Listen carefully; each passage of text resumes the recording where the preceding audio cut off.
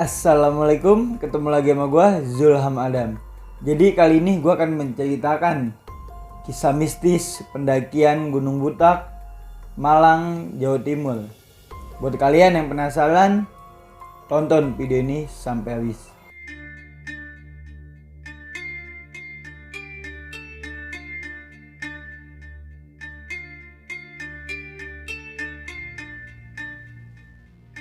Seperti biasa, sebelum lanjut ke videonya, jangan lupa like video ini.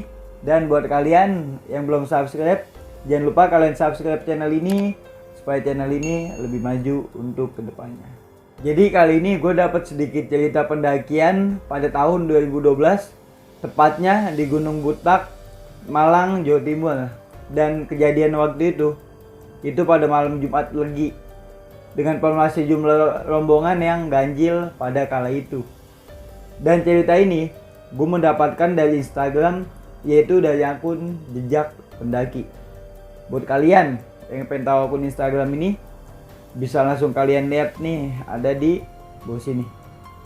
Oke sob, sebelumnya buat kalian yang belum tahu Gunung Butak ini lokasinya di Malang, Jawa Timur. Gunung ini memiliki ketinggian 2.868 meter di atas permukaan laut. Gunung ini lokasinya berdekatan dengan Gunung Kawi yang ada di Jawa Timur. Gunung Butak ini bertipe stratovolcano. Kalau menurut gua, kisah mistis kali ini bakalan seru dan menarik. Kalian penasaran dengan kisah mistis kali ini? Tonton video ini sampai habis. Jadi kali ini gua akan menceritakan kisah mistis di Gunung Butak melalui sudut pandang orang pertama, yaitu sebagai Andi. Halo, saya Andi. Jadi kali ini saya akan menceritakan pengalaman saya pas saya mendaki ke Gunung Butak, Malang, Jawa Timur. Oke, langsung aja kita mulai ke ceritanya.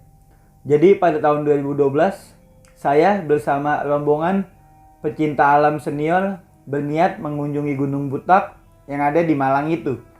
Jadi kala itu saya mendaki dengan rombongan yang usianya sudah tidak muda lagi, yaitu kisaran 30 tahun ke atas, termasuk ketua tim kami pada saat itu. Jadi kami ke Gunung Butak ini melalui jalur Perincidau. Jadi di jalur ini nggak ada posnya, dan waktu itu kita naruh motor dan meminta izin oleh warga setempat yang rumahnya dekat dengan jalur pendakian. Jadi waktu itu saya ke Gunung Butak ini beranggotakan 11 atau 13 orang, saya lupa. Intinya ganjil. Jadi waktu itu pada hari Kamis, tepatnya malam Jumat Legi, kami langsung mengunjungi ke Gunung Butak yang ada di Malang itu. Sekitar jam 22.30 atau setengah 11 malam, kami sampai di rumah warga setempat yang sebelumnya udah di calling sama ketua tim kami dari jauh-jauh hari buat meminta izin dan nitip kendaraan. Dan ketika kami masuk ke kampung itu posisinya udah sangat sepi pada malam itu. Dan di situ banyak warga yang lagi kayak ngelonda gitu kan ya. Di situ kami negur, kami nyapa, warga ini membalas dengan muka yang sangat sinis ketika ia melihat setelan kami, setelan ingin mendaki gunung. Tidak seharusnya begitu kan? Seharusnya warga sini sudah biasa melihat pendaki yang ingin mendaki ke gunung ini.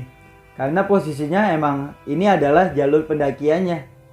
Dan di situ juga posisinya kami satu tim itu sudah benar-benar bersikap sopan santun dan tidak bersikap yang tidak hormat lah.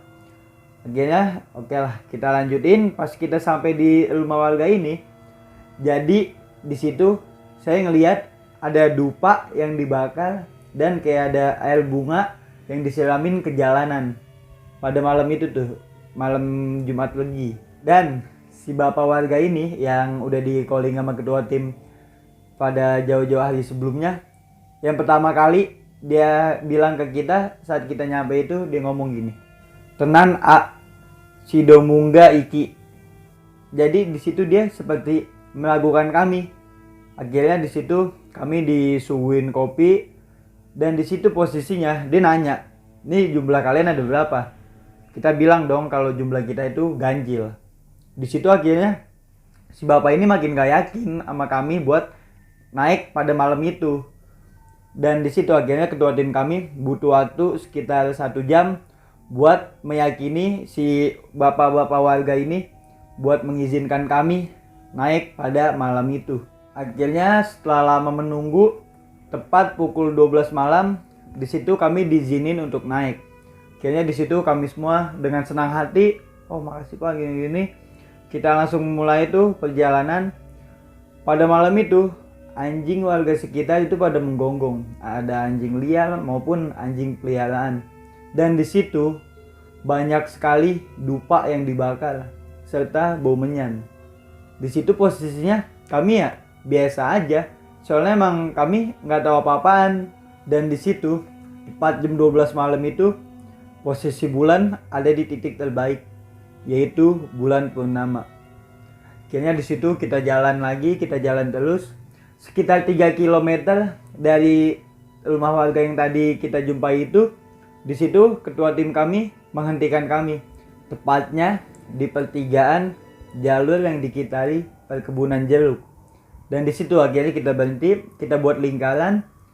Di situ ketua tim kami ngomong, tempatnya jin-jin jahat dan setan itu adalah di gunung dan di laut. Jadi kita harus banyak-banyak berzikir dan istighfar kepada Allah Subhanahu wa taala. Dan kita juga sebagai manusia harus tetap waspada lah. Akhirnya di situ sekitar 10 menit ketua tim kami memberikan ceramah dan arahan kecil-kecilan. Di situ kami langsung doa semua tuh satu tim. Doa dengan khusyuk supaya kita semua dilancarkan perjalanan ini dan dihindarkan dari hal-hal yang tidak diinginkan saat pendakian. Karena di situ kita doa semua, doa. Selesai doa, langsunglah di situ kita melanjutkan pendakian. Akhirnya di situ kami jalan dan saat itu cuaca sangat sejuk dan cerah. Akhirnya kita terus berjalan. Gak lama ketika kita memasuki hutan belantara, di situ kita disambut oleh gerimis. Akhirnya kita tetap jalan, dan ketua tim kami pada saat itu dia membawa GPS jadul pada zaman itulah. Dan di situ kita jalan terus. Jadi ketua tim kami ini kayak tidak yakin bahwa jalan yang kita lewatin ini benar apa enggak. Setiap ada persimpangan, dia selalu berhenti dan meludihkan oleh satu tim ini bertanya, ini benar nggak ya jalur kita? Karena posisinya emang pada saat itu nggak ada rombongan lain selain rombongan kami. Jadi rombongan kami benar-benar satu-satunya yang mendaki pada saat itu. Di situ posisinya seperti tidak yakin. Akhirnya tepat jam 1 kita terus jalan tuh. Kita jalan terus dan di situ posisinya kita semua udah keluar jalur. Akhirnya di situ saya memutuskan buat di depan. Di situ saya waktu itu megang golok. Jadi posisinya nih jalanan udah ketutup. Saya megang golok itu buat membabat semak-semak lah pada kala itu. Saya babat semak-semak. Kami benar-benar udah keluar dari jalur yang semestinya kita lewatin. Dan di situ untungnya ketua tim kami tetap memandu dengan topik-topik yang lumayan banyak lah. Dan di situ dia membesarkan hati bahwa kita akan bertemu dengan jalur yang benar. Daripada di situ kita muter balik lagi kan, jauh lagi. Posisinya juga itu gerimis benar-benar nggak berhenti-berhenti. Akhirnya di situ kita terus melanjutkan perjalanan sambil membabat-babat semak-semak belukar. Dan sialnya lagi, sekitar jam 2 pagi itu kami bukannya keluar jalur malah masuk ke kayak semak-semak belukar gitu. Kita satu tim tuh masuk semua. Jadi posisinya di situ kayak ada pohon-pohon pahitan gitulah. Di situ akhirnya kita istirahat dulu, terus nggak lama jalan lagi. Istirahat dulu, terus jalan lagi. Akhirnya di situ kita terus jalan nih di sekitaran pohon pahitan ini. Sekitar jam subuhan lah itu kayak sayup-sayup azan subuh. Itu terdengar tuh suara azan di situ. Posisinya akhirnya kita langsung memutuskan buat sholat. Kita sholat, kita doa segala macem. Sekalian kita meminta bantuan juga lah supaya ditemukan jalan. Kita menunduk semuanya, sholat. Selesai sholat, alhamdulillahnya di situ posisinya matahari sudah nongol. Akhirnya udah terang tuh cuaca. Dan itu menyelamatkan kita dari jalan yang tadinya nggak kelihatan sama sekali. Akhirnya matahari muncul, jalanan udah kelihatan. Kita terus tuh, kita jalan lagi. Dan gak lama kita malah sampai di bukit yang posisinya kayak terpecah gitu sama puncak Gunung Butak. Dan itu untungnya kita udah ada matahari. Jadi pas kita nyampe bukit itu, depan kita itu benar-benar langsung jurang dalam banget. Untungnya di situ kita ngelihat semua. Akhirnya karena posisi udah agak panik juga, kita tuh tim memutuskan buat muter balik ke jalur pendakian yang tadi awalnya. Akhirnya di situ kami pun turun menggunakan jalur pendakian yang di bawah tadi. Akhirnya di situ kita jalan terus dan tepat jam 9 pagi kita semua sampai di sungai. Akhirnya di sungai kita istirahat dulu sambil ngisi air segala macem. Gak lama kita melanjutkan perjalanan menuju ke Sendang. Akhirnya kita jalan dan di situ posisinya hujan. Jadi perjalanan kita agak-agak lambat juga. Akhirnya kita jalan dan jam 3 sore kita sampai di Sendang. Di situ kita langsung memutuskan buat camp di Sendang pada malam itu. Akhirnya di situ kita bangun tenda. Posisi itu hujan belum berhenti. Akhirnya kita bangun tenda. Setelah tenda jadi, kita masuk ke tenda dan istirahat. Tak lupa sebelumnya kita makan dulu tuh. Dan di Sendang pada saat itu, yang saya takjubin itu yaitu kayak ada suara ombak besar gitu. Dan di situ ketua tim kami ngomong bahwa itu suara hantaman angin dari lembah membentur perbukitan. Jadi suaranya itu benar-benar kayak ombak banget. Dan itu benar-benar antara takut sama takjub lah. Benar-benar ombak beneran suaranya. Akhirnya di situ kita nikmatin suara-suara ini. Niatnya pada malam itu kita pengennya tuh ganti-gantian. Jadi ada yang jaga, ada yang istirahat. Karena di situ posisinya kita semua benar-benar kelelahan. Akhirnya yang jaga maupun yang pengen istirahat itu tidur pulas semua di situ. Dan di situ posisinya benar-benar nggak ada pendaki sama sekali selain rombongan kami. Akhirnya setelah malam itu kita semua tertidur pulas. Sekitar jam 4:30 pagi kita bangun semua tuh. Dan di situ kita langsung sholat subuh. Kita sholat subuh. Selesai sholat subuh itu sekitar jam 5-an. Pada saat itu matahari belum sepenuhnya muncul dan posisinya juga masih banyak kabut lah. Akhirnya di situ kita masak kopi, masak air buat enjoy pagi itu. Dan kita ngelihat itu dari jalur pendakian ada seorang bapak-bapak umurnya kisaran 45 tahun lah. Dan di situ beliau memakai pakaian yang rapi. Pakai kemeja, celana bahan, sendal kulit, dan di situ bapak-bapak ini sambil ngerokok kretek. Dia jalan, dan gak lama ketika dekat dengan kita, dia ngomong ke kita, "Capek mas, hahaha." Akhirnya di situ kita menjawab dengan tawa dan senang. Kita jawabnya itu pakai bahasa Jawa yang sangat halus. Dan di situ kami bertanya ke bapak-bapak ini, "Wah, bapak jam segini udah sampai di Sendang. Berangkat jam berapa pak dari bawah?" Dan si bapak-bapak tua ini ngomong, tadi subuh leh." Akhirnya di situ kita kaget juga nih bahwa bapak cepet juga nih jalannya. Dan di situ dia langsung ingin melanjutkan perjalanan menuju puncak. Di situ dia ngomong ke kita sambil posisinya dia posisi badannya arah ke puncak. Cuman dia ngomong ke kita tanpa menoleh ke kita sama sekali. Jadi dia ngomong gini, "Masih mau lanjut?" Dan di situ saya jawab langsung, Enggih, insya Allah. Di situ benar-benar kita belum ada pikiran yang ganjil sama sekali, belum ada pikiran negatif lah pada saat itu. Akhirnya di situ kita lanjut ngopi. Saat kopi kami hampir habis, itu sekitar pukul 8 pagi. Di situ ketua tim kami langsung bertanya ke kita semua. Dia ngomong, "Oi, ini mau dilanjut ke puncak apa nggak usah?" Akhirnya di situ kita semua bilang, "Ya, kita mah terserah abang aja." Dan di situ akhirnya ketua tim sepertinya dia menginginkan buat nggak usah ke puncak lagi. Akhirnya di situ oke lah, berarti kita semua nih nggak ke puncak, kita turun semua. Dan di situ saya bersama 4 orang yang paling muda jalan cepat di paling depan. Akhirnya di situ kita jalan tuh berlima-lima paling depan ngebut. Dan di tengah perjalanan turun ini, di situ kami teringat oleh bapak-bapak yang tadi nyampe di tenda kami pada pukul 5 pagi. Dan di situ kami berpikir hal-hal yang ganjilnya. Posisinya si bapak-bapak ini sampai pas di sendang itu benar-benar bersih banget.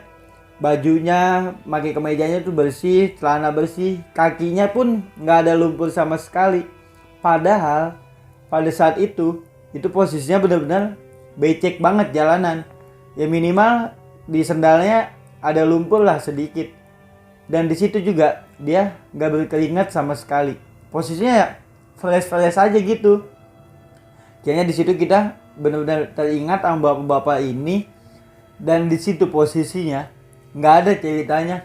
Orang jalan sebelum subuh sampai di Sendang itu sekitar habis subuhan. Dengan posisi jalur yang benar-benar becek banget. Dan masa iya nggak nyampe 1 jam udah nyampe ke Sendang. Benar-benar aneh banget lah di situ. Akhirnya di situ oke, udah jalan. Kita terus jalan. Jadi kelompok kita ini kelompok muda-muda sampai di bawah itu duluan daripada kelompok ketua tim kami. Akhirnya di situ kita sampai bawah itu kayak ada sungai, terus ada jembatan kecil. Di situ kita istirahat dulu sambil nungguin yang belakang.